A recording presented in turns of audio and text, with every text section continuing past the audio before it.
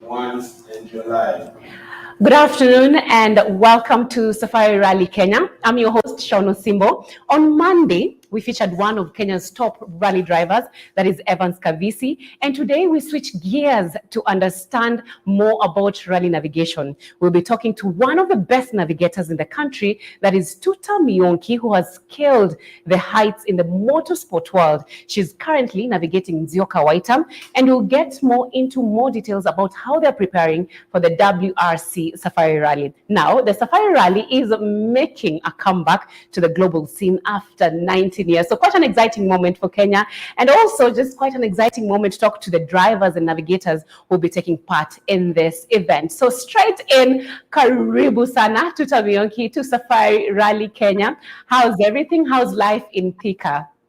Thank you for having me, Sean. Thika is exciting, hometown. Just moved back recently. Back to the roots. I've always represented Thika, so I'm excited to be here. Yes, and before we talk about the upcoming WRC Safari Rally, let us talk about the African Rally Championship, which was in Naivasha last month. What was the experience like, and what are some of the lessons you will actually carry forward as you get ready for the Safari Rally? It was an exciting experience, a proper shakedown, dress rehearsal, as they called it. I think it went all right. Some very tricky sections, tricky weather, but I thoroughly enjoyed it. I think it gives us kind of a good picture with the sections that we're able to tackle, which will be part of the WRC. Give us quite a good picture of what to expect. I don't know if the weather will be the same. I'm actually fingers crossed hoping for the same. I sort of enjoy that kind of wet rallying. Yes, you remember how the recce was dry, and then when it came to the racing day, how everything just went left. Yes. And I'm talking about that is the weather. Just take us through that. What are some of the tactics you guys had to use to actually maneuver, and you guys had also a chance to finish the whole race? I think that the first tricky bit was that we were only doing one pass of recce, which is not something that you're used to. We are sort of used to writing notes and getting an opportunity to go back and just check and make sure that we actually got the right notes. So that was the first tricky bit. But having, I think, done this and being prepared for that kind of weather, we knew where to put, like in the notes, maybe wet maybe or mud hole maybe. So when you call that kind of note, when it rains, you know it's not a maybe, it will be an actual wet section or an actual mud hole. I think at that point, experience counts for something, yes. Yes, and now let's just talk about this is from, of course, our viewers, the people who don't know Tuta Mionki. Talk to us how you actually got into this motorsport world. How did you start, and what motivated you to be part of it? We all start with the story. Those of us who were born back then, that generation where You don't have to say your age. No, say my age, but we actually got the opportunity to watch the WRC when the Safari when it was part of the WRC calendar until 2002, and then that sort of died off with a lot of interest and growing up in school. And then in about, I think 2007, I sort of met the clique where we decided we basically tour this country, and the best thing is to combine seeing the country, because we do races in about 7 to 8 counties every year, and have fun. So I started as a spectator and thought, why not? These guys look like they're having more fun than I am when I'm on the outside. So I talked to Charles Hinga. Charles Hinga is a family friend from childhood. So he was racing then, and he directed me to Abdul Sidi Rally Academy, and that's where I learned the basics. I think we can't take for granted what Abdul, who was Patrick Njiru's co-driver back in the day, is doing for motorsport and has done for motorsport in this country. So I made a lot of friends. As a spectator, I met Eric Bengi, and we thought, he said, I want to do this someday, and I'm like, me too. So we decided to start with the raid, the 4x4. It was a bit boring because it was fine in terms of navigation and using navigational tools that we've not used before, but in terms of the kind of thrill we were looking for, we felt that rallying the faster cars would be more exciting. So we moved there. But I started my first race in 2012 with Victor Okundi. Victor taught me a lot. I learned all the theory in Abdul's class, but Victor, I was a rookie co-driver and Victor was a rookie driver, having switched from the co-driver seat. So the fact that he took a rookie and trusted me to sit with him in the first race, he taught me a lot in the almost 2 years that I raced with him. So yeah, I started off in 2012 with Victor. We drove the first Vitz as a rally car. People don't hate those cars. Once it's not prepared as a rally car, it actually is a rally car. Yeah, so that's when I started. Amazing. And I can't imagine just being with the Vitz when in the field, and you guys are driving a Vitz and you have to compete with all these other big machines. But you still stood out, and you've always stood out as years went by. How many rallies have you taken part in so far, if you can tell us, and tell us some of the places you've actually visited in the world due to rallying? Courtesy of Asghar Sidi, who I call the encyclopedia of motorsports, I know that this last rally was my 50th national championship, but I've done other rallies outside that, some clubman rallies here and there. I've had, other than the opportunity of visiting the different counties, probably I've never have visited in this country. I've raced in Uganda. We did the Pearl of Africa with Helen Shiri in 2013. Then in 2016, went to Rwanda with Osman. And then in 2019, was able to do the Zambia International Rally. So those are the 3 countries I've been to so far. I hope to visit more. Yeah. Definitely. And also talk to us about now your current driver, that is Nzioka Waita, and also the car you two are currently using. That is the Mitsubishi Evo 10, that is Evo R4, 10, I believe. R4, yes. Evo 10, yes, talk to us about that. Yes. The last event, the Africa Rally Championship, the Equator Rally, was our first rally together. And it was a good, like we were calling everything a dress rehearsal for Safari, a good dress rehearsal for us for Safari. We're in an Evo 10 R4. It's a good machine. It's a faster machine than I've been in before. I think I've been in an Evo 10 Group N car. And previously, like I said, from the Vitz into a Toyota Ranex, and then the Subaru, which I thoroughly enjoyed the Subaru, and then now this. So we've done a bit of tests here and there. We did a couple before the ARC, just to get a drivers not are as unique as the drivers come. So as a co-driver, you basically have to switch and get in tune with what the driver wants. So that's what we've been working on the notes, just getting used to the car. He's also driving that car for the first time. I think it went well, if you ask me. It went well. I know we could have done better, but there's still an opportunity to actually do better. But getting to the finish of such a tough rally was something special. Yes, and I know I talked to Abdul Sidi, and we actually interviewed him, and I've also talked to Evans Kavisi and other drivers, and they tell me when it comes to navigation and the driver, it's all about, it's like a marriage, you understand? And you know, there are ups and downs in the car. So at the ARC, how did you guys do it? How did you guys maintain the focus? For us, we started off with saying this is we are getting ready for the WRC Safari. So we didn't have a lot of pressure. We are a new team. We need to get our notes in sync and get to understand the car better. So there was no pressure at all. It was easy. We of course picked a few areas to improve on, and we've not even been long enough to have issues together, long enough to have issues. So I think that the approach we used as a learning step really helped us get through it. Some sections were obviously very tough. I would say the Malawa in the morning, for some reason, the car was just not sitting. Some sections we did, I think, extremely well. But yeah, we learned quite a bit, and I feel like we took a huge step in getting ready for the WRC.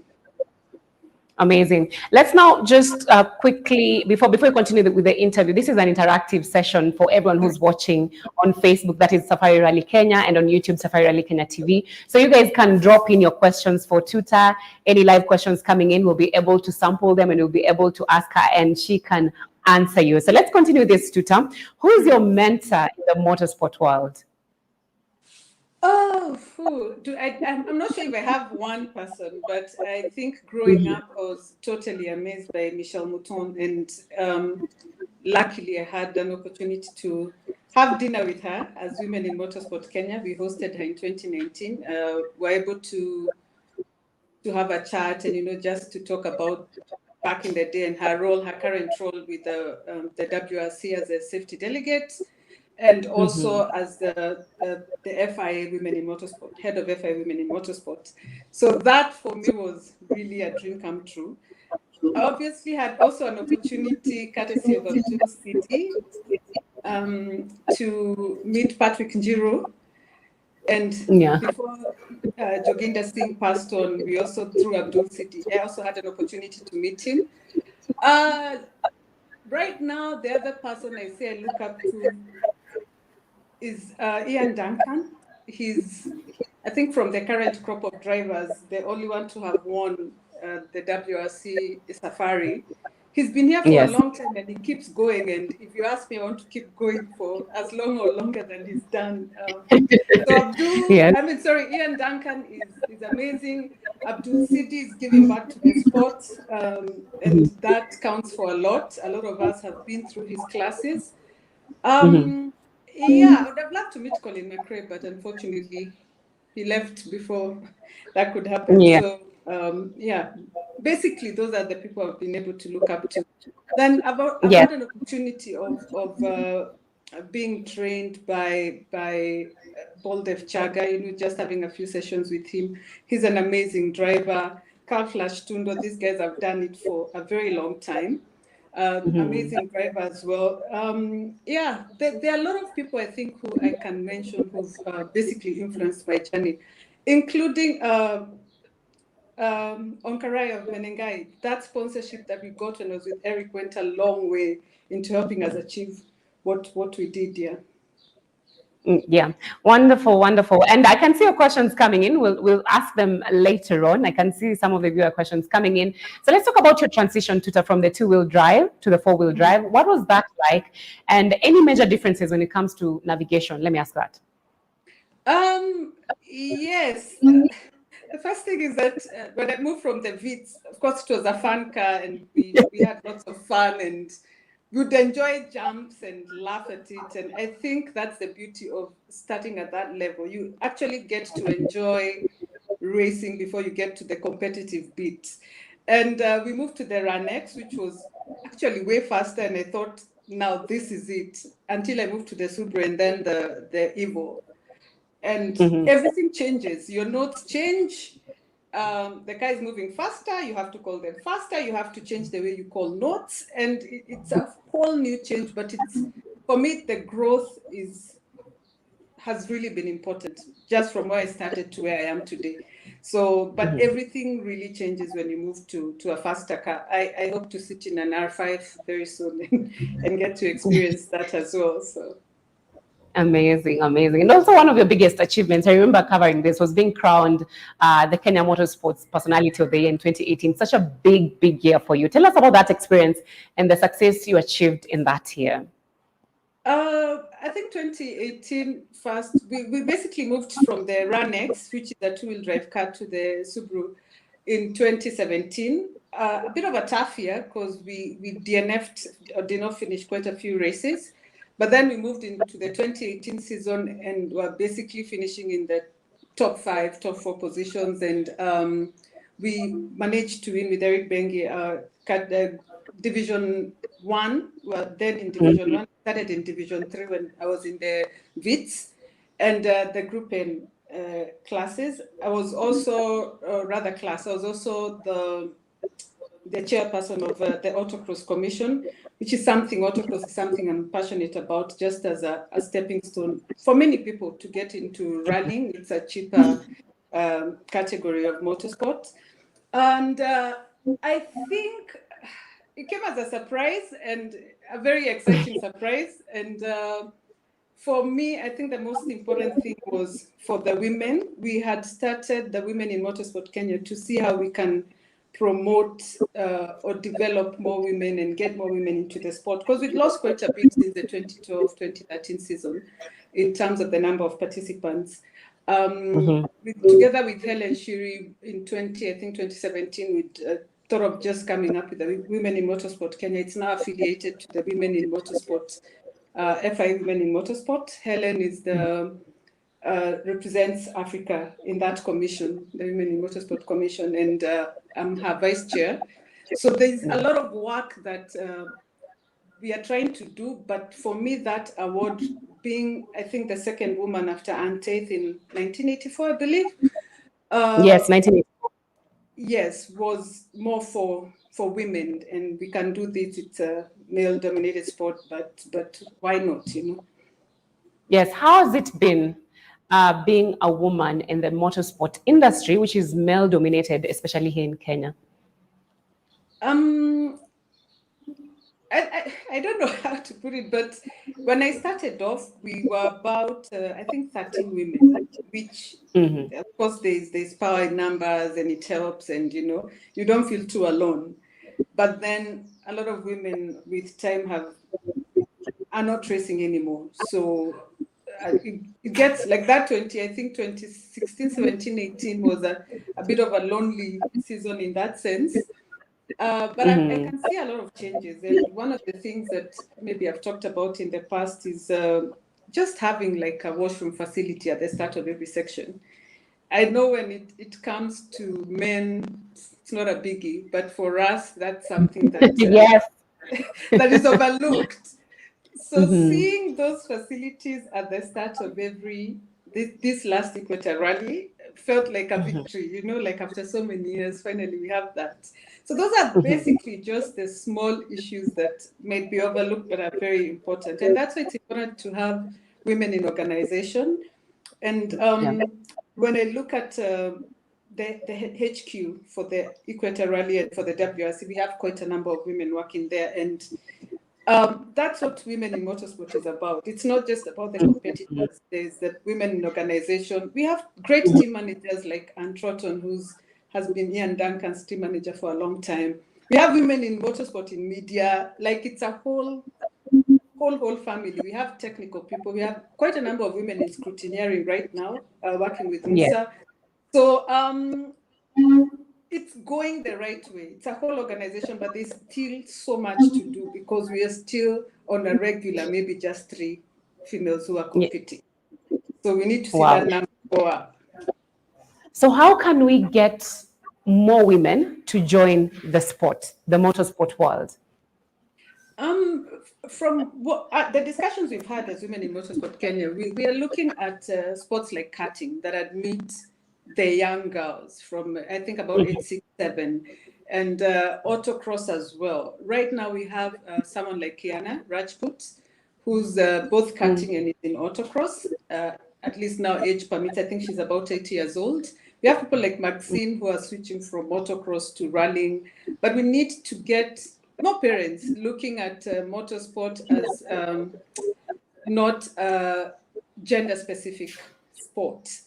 I know a lot of parents will take their sons to Likindogo and their daughters for ballet. Nothing wrong with ballet. I have nieces who enjoy that, but just find out, you know, the various karting tracks that we have. Take your kids there. Find out if they're interested. They might have the talent. Part of the reason why I admire Michelle Mouton so much is that she competed at that level, the WRC level, with men and outrightly won events. And I think one season she finished second overall. If we can get more women coming into the sport and from that young age, and I think our biggest hurdle is sponsorship. If we can get more corporates looking at this as maybe from their marketing budget, look at the tax benefits you get from the government and see how you can encourage sponsor women and get more women to represent your brands. We actually, in a few years, and thanks to, that's why I'm excited about the WRC coming back to Kenya, is that we probably will get upgrade our skills really and get to the sport to where it was before 2002 when we lost the status. So hopefully the sport can continue growing or start growing, because we sort of had a bit of a lull. But if we can get there, I think we can encourage more parents, encourage more girls, look at what international programs are there for young girls like Kiana, for young ladies like Maxine. And I think when other people see that these young people are doing well, then they also might be interested in getting their daughters to get into motorsport. Yes, and if you just had a message, just one message for the young girls who would love to join the sport, who look up to you, what would you say to them? Well, I think that we have a lot of people who in this social media age who will say nasty things, about women and your place and what are you doing with boys or with men out there. I call that noise, unnecessary noise. Let not that deter you. If you're passionate about it, if you feel like you might have a bit of talent, we have Women in Motorsport Kenya, and you can reach us through either the federation or our Facebook and Instagram pages. Just talk to us. We'll guide you through it. Abdul has been very, again, instrumental in training a lot of the women who've been involved in this sport, both as controllers or any other officials, and then people in the car. But don't be afraid. Try it out. I mean, we have girls who are in motocross, I'm personally afraid of bikes. So when I see the girls doing those jumps at Jamhuri Park, like, for me, that's amazing. So don't be afraid. It's not it was not made for men. We have women internationally who are doing great things. So, yeah. Amazing. So before we go to the preparations for the WRC Safari Rally, let's now quickly go to some of your comments. Let's start with Jonah Kangaru, who says, "Go girl." You can see some of them on your screen. We have Charles Kamau saying, "Finally, they were really waiting for this interview." Amazing. You have fans from Uganda. So we have Ronnie Kabujamo. Okay, sorry if I can't say your name correctly, who says watching live from Uganda. We have Kofi Kelvin, who's asking a question. Has Tuta ever feared for her life in a rally car? You can answer that. Actually, no. When you first see a rally car and get to experience that car, you realize that it's way safer than, I think, any other vehicle that you'll ever be in. Maybe safe for, I don't know what the armored vehicle armies look like, but basically we have a roll cage. We have that we've rolled a few times. Some of us have more rolls than most, but we get out okay. So we have a serious seat belt, such that you can roll a few times and you still walk out of the car. I'm not saying there are no risks. I know people who've lost their lives in rally cars, maybe because of a structural issue with the roll cage, or just your time came and you went. In life, we have to take risks. For me, I don't think about it. It's the thrill that takes me there. It's exciting. And since there are safety measures that have been put in place, then you actually never think about this could be. In fact, what I mostly think about is when you think about, oops, we had an oops moment, is points. Do we get to the finish? Can we get the car back on its force so that you get to the end? That's what you think about. You're not thinking about losing life or something like that. So yeah, it's a pretty safe environment. Yeah. Amazing. So let's just take one more comment from Zach Lawson, who says, let's just read that. "Glad to watch Tuta, my good client. I never thought," I'm trying to read that, "she could be in the motorsport industry." Amazing. He's really impressed. Amazing. So let's now go to the exciting part. After 19 years, the WRC Safari Rally is here. The Safari Rally is making a comeback to the global scene. Very exciting. Have you heard those big names Dodge is coming, Thierry Neuville is coming. Like, it's so exciting, and also these big manufacturers landing here in the country. That is in June, just a few weeks away. So tell us, what are the preparations like? Because this is a whole different ballgame from the KNRC. So what are the preparations like? What is going on currently at the moment between you and also Nzioka and the whole team? The car is still being prepared after the ARC, the Equator Rally. We hope to get an opportunity to test it a couple of times, or maybe just once. I don't know. It depends on how quickly we can get it back on the road. But there's a lot of happening behind the scenes with the team, just making sure that the lessons we took from the ARC are implemented, and we hope to do get better notes. I think we were able to get in sync that time. We got a few maybe issues with the car that need to be fixed. There's an issue of getting some parts and that kind of thing, but everything is on course. So we are happy with where we are. Amazing. So which category have you guys enrolled in, and what should your fans expect from you?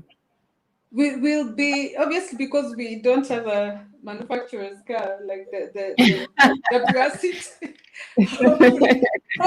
That's a dream, but we are in the national class in the KNRC championship. We'll be competing in the national class.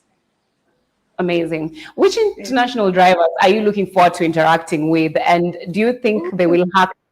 And do you think they will hack this terrain? You know how it was with the ARC, and that was some stages out of the other stages. There'll be more stages for the WRC Safari Rally. So talk to us about that, the international drivers, if they're going to make it. I know. It's so exciting. Like, you have no idea how excited I am. It's also exciting that you get to watch these guys on TV and follow the championship. And when your driver, I don't know if everybody has that one driver. For me, it's a team. Can I say? I don't know. Yes, you can. Yeah, you can. the TGR, the Toyota Gazoo Racing team, is my team. So I'm so excited to see them, but I'm also, of course, excited to see the Hyundai and M Sport guys. It's just a whole experience. I think it wouldn't even be about one driver, or it's the whole experience from when I heard that the equipment has been shipped and they're already coming, and waited for them last year, and then COVID happened. Yes.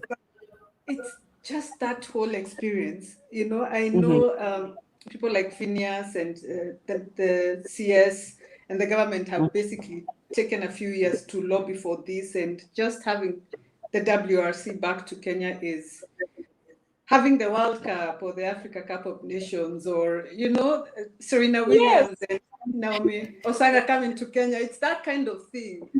So I'm pretty excited about it. I hope to get to meet them. I think I saw there's a cocktail somewhere in the SARS. Yeah. So I'm very excited about that. It will be, I'll need to focus, like when it's time to get into our car, get into the car and focus and not think about the WRC drivers. But I think it's an experience, not just for us who are competing, but the country as a whole, just getting to race. And I know we have very good technical mechanics from back in the day who basically sharpened their skills just from interacting with the WRC drivers back then. Our drivers, for us to get to, I think we're the best in Africa already, but just this interaction, and not just for us, because they're drivers from other countries in Africa, we basically get to sharpen our skills, and the whole economic bit, I think it's huge. I'm not sure if people realize how huge it is, but it is huge. It is very huge, and I hope I don't even know if the country is ready for this, but WRC Safari Rally, anyone who's watching, oh my goodness, you guys have to be tuned in. And I know when you talk about Toyota Gazoo, you have Sebastian Oje there with his 7 world titles, and he's landing on Kenyan soil. So I can imagine how excited you are. Yes, so very amazing. I don't know if we'll be allowed to do selfies because of COVID. Anyway, we'll see. We'll see. We'll see. About it, but we'll see. We'll try to be professional first before the selfie. We'll try. Yes. Yes. Amazing. So let me take two more comments before we go now to the fun questions. We have Anthony M. Trita Senior, who's saying, nice presentation, Ma'am Enoch, watching live from Uganda. You have so many fans from Uganda. Amazing, amazing. It's a joke, but yeah. So let's go to one saying Faith Wanjiku, just up there, Faith Wanjiku, who's saying go Tutsi. Toots or Toots, not Tootsie, sorry, Toots. And then we have Coffee Kelvin, who's asking, did the Vitz give birth to the Yaris, to the current Yaris? Not exactly. When we say we are the first guys to drive a Vitz, we are talking about. I think Toyota needs to give Victor and I a medal.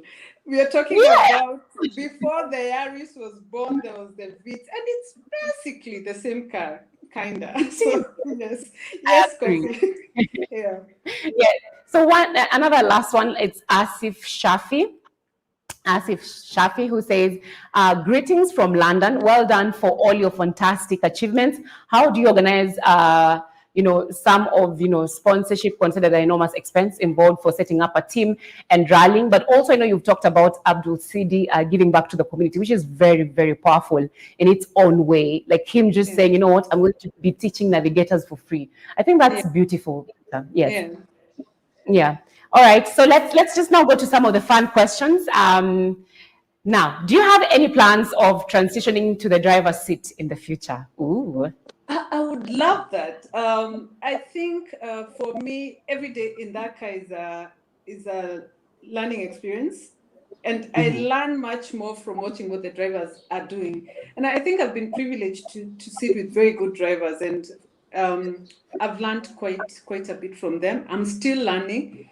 I believe the day transition, when the sponsorship comes, I'll be able to basically give the guys a run for their money. So I'll be excited about that. Yeah, I think I'm learning so much from the drivers already. So yeah.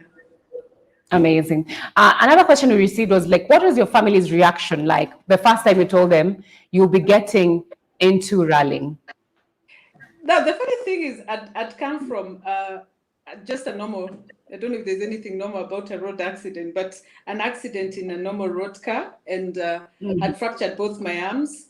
That was in about 12 years ago, in 2009, and I got into the sport. I started my classes in 2011, and of course, initially people thought it was a joke, like, how do you explain that?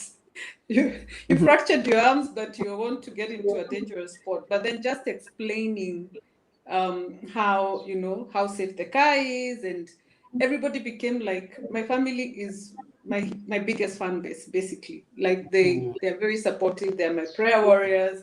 They want to know what happened. They follow, when they're not there, they'll follow online, and everybody in the family is extremely, extremely supportive. Amazing. And your best rallying memory and why, if you can remember that? My first rally I think it was March of 2012 in the Vitz. That of course memorable. We finished, and back in the day, like our category 2-wheel drive used to have about 15, 18 entries. And we finished third. I remember winning our first meritorious award, which was some cash from the Rift Valley Motorsports Club with Victor. Yeah. We were on the podium in our Vitz. So that was competing against the Golfs and such cars. That I'll never forget. I think I've had many others. The 2015 Safari was a long safari with roadside service. It sort of emulated the safari of old, from Machakos all the way to Meru, Timau. That was exciting. We won in Group S and Division 3 and Group S with Murage Waigwa. My 2013 Safari was the first time I was in a Subaru. So with Steve Gasheru, we did pretty well as well. Very exciting rally. 2018 was a special year. Just the whole year was special. And also doing this last ARC, I think every time I sit with a new driver, it's a new challenge. And When we do well and we get to the finish, that for me is exciting. Helen Shuri and I, from the historians, we were told after the 2013 rally in Uganda that we were the first indigenous Kenyan, all-female Kenyan crew to finish a rally outside Kenya. Wow. The memories, there are many. There are many. So another question was, any weird routines you have before and after a race? Routines, we pray. Yeah.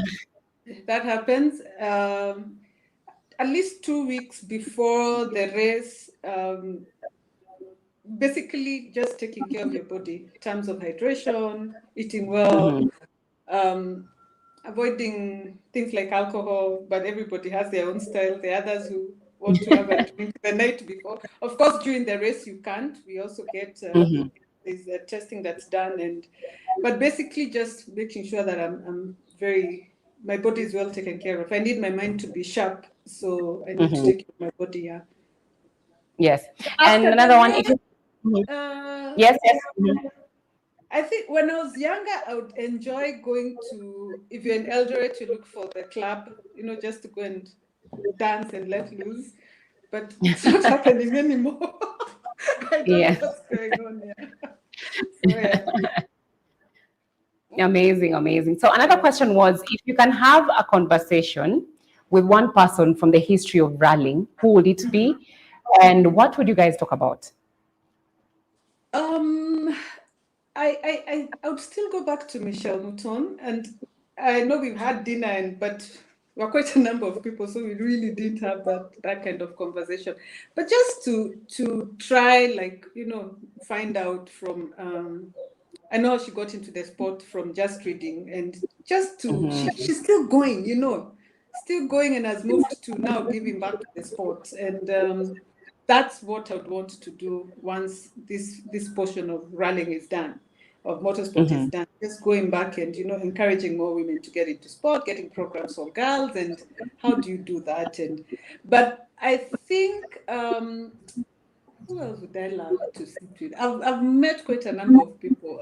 Phineas used to be in the sport. People like Musalocho, I've not had a chance to have a conversation with Michelle Van Tongeren. If I think people remember Michelle Van Tongeren and Safina Khan. Huge, like a huge all-female crew back in the day. I would love to just sit with Michelle, but also just John Todd, and just have conversations about the sport and how we can ensure that, especially for us, that the WRC will basically boost our local scene and not kill it. So how do we keep that going? Yeah. Amazing. And finally, as we wrap up, what would you consider a funny moment that has happened to you during racing? People want to know if you've ever had a funny moment while racing. One of my earlier ones is in 2013, when I raced with Steve in the Safari. It was part of the Africa Rally Championship, and we were getting into a last jump at the end of a section. It was a bit of a straight stretch. And instead of calling a medium jump, I started saying max. I didn't even finish. I said max, and I said beep, medium jump, and he says it's too late, and we are up in the air, and that's one of the best motorsport photos I've ever seen. Yeah, it was not intentional, but we got a very good photo from that mistake. And then you think that the driver is like when he starts out, he's just like aggressive and might. So I asked them, "Are you okay?" Of course, they don't understand if they're okay. So you get into the program and you move. But that jump with Steve, that was amazing. But not too amazing when we were in Uganda. We were hit by a border from the back. We were just waiting to get into a control. We were on a transport section waiting to get into a control, and we just had huge bang.